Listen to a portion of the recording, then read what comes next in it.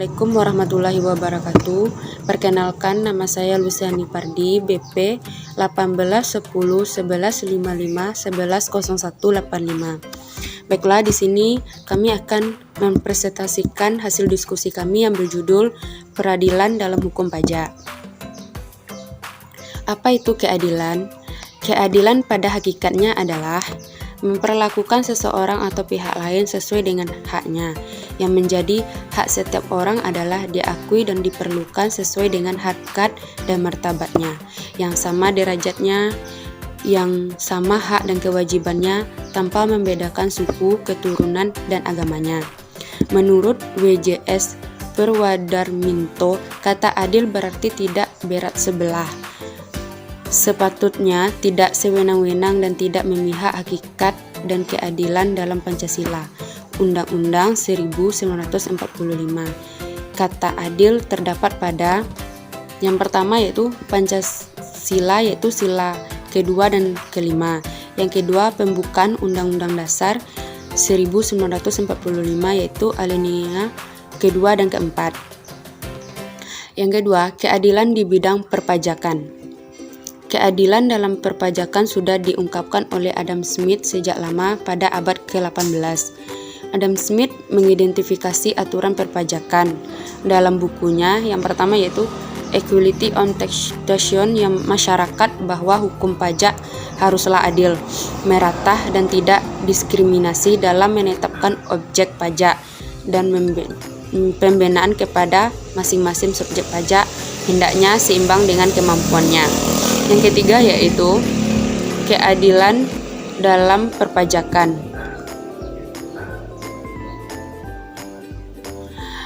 Yang kedua, certainty of taxation, atas kepastian hukum dalam perpajakan. Dalam perpajakan sebenarnya berlaku pula secara universal dan bidang hukum lainnya.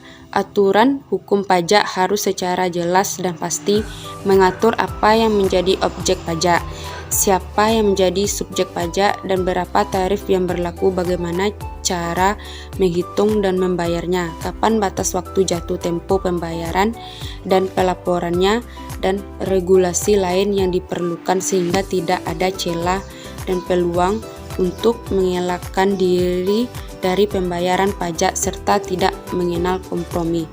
Baiklah, slide selanjutnya akan dipresentasikan oleh teman saya. Assalamualaikum warahmatullahi wabarakatuh. Saya Gamaya Sosan dengan nomor BP 19013. Saya akan melanjutkan pembahasan dari rekan saya, yaitu tentang keadilan di bidang perpajakan. Untuk mempermudah penyelesaian sengketa perpajakan, dirasakan adanya suatu kebutuhan untuk mendirikan suatu badan peradilan khusus untuk menanganinya. Walaupun sebelumnya telah didirikan lembaga khusus penyelesaian sengketa pajak yang dikenal dengan nama Badan Penyelesaian Sengketa Pajak atau BPSP sejak tahun 1998. Kebutuhan untuk didirikan badan peradilan seperti pengadilan pajak yang sekarang tetap ada.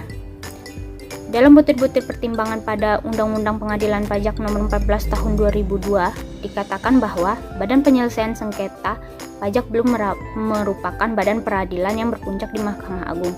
Karena itulah diperlukan suatu pengadilan pajak yang sesuai dengan sistem kekuasaan kehakiman di Indonesia dan mampu menciptakan keadilan dan kepastian hukum di Indonesia dan mampu menciptakan keadilan dan kepastian hukum dalam penyelesaian sengketa pajak. Kehadiran pengadilan pajak diharapkan dapat lebih memberikan keadilan dan kepastian hukum yang tidak didapatkan dari institusi penyelesaian sengketa pajak sebelumnya.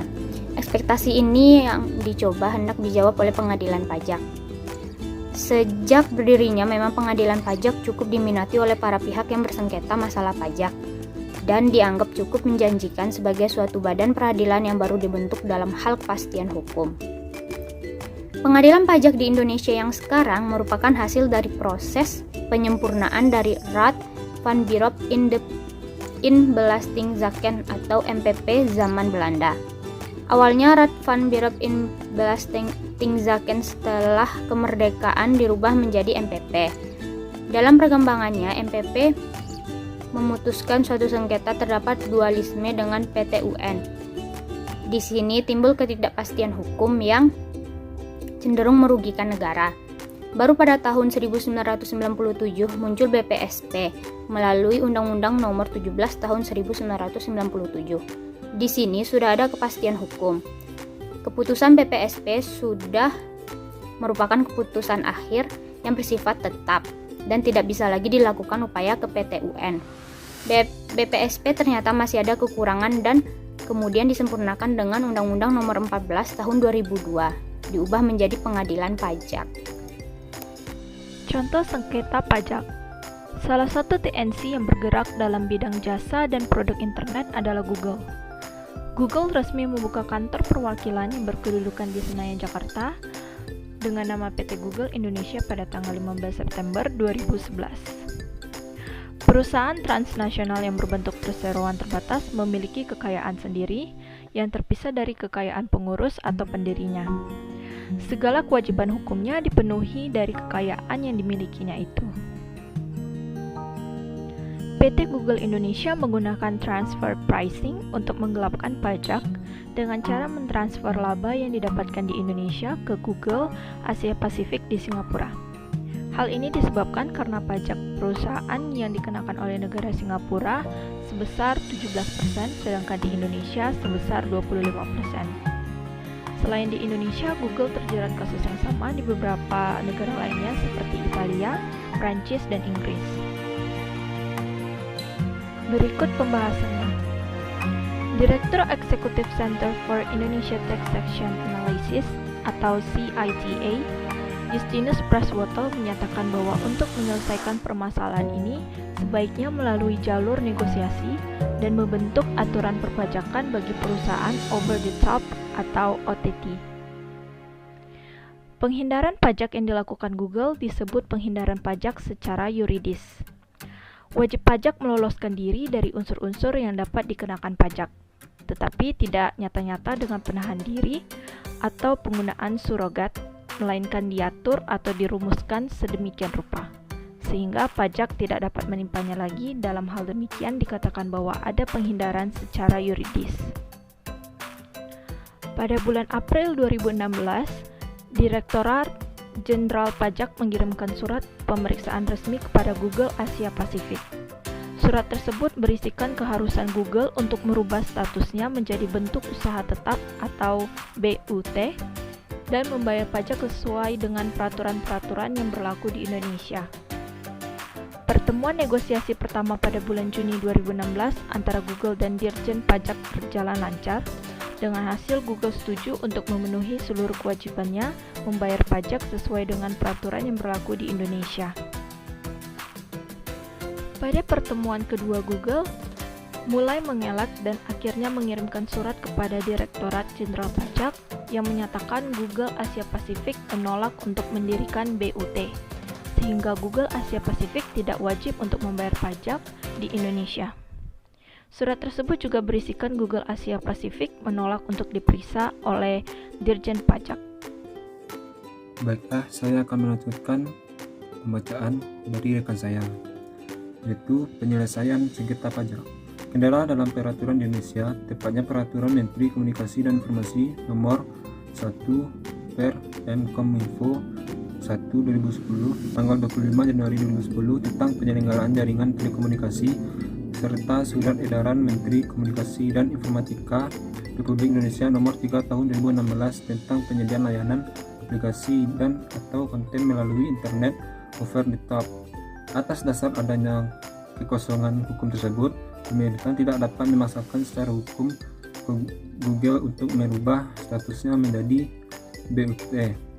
Selain itu, belum adanya peraturan di Indonesia yang mengatur mengenai perpajakan perusahaan transnasional, hanya jalur negosiasi yang dapat menyelesaikan permasalahan pajak Google tersebut. Penyelesaian sengketa pajak. Kendala yang dialami dalam penyelesaian permasalahan pajak ini adalah tidak adanya peraturan yang mengatur mengenai perpajakan perusahaan transnasional yang mengakibatkan permasalahan pajak ini tidak dapat diselesaikan melalui jalur hukum. Kendala selanjutnya adalah masyarakat Indonesia kurang mengambil andil untuk membantu pemerintahan dalam menyelesaikan permasalahan pajak Google ini, seperti seperti yang dilakukan oleh masyarakat Inggris. Saran atas penyelesaian sengketa pajak agar pemerintah Indonesia menambahkan sanksi yang jelas terhadap perusahaan-perusahaan yang melanggar izin pendirian.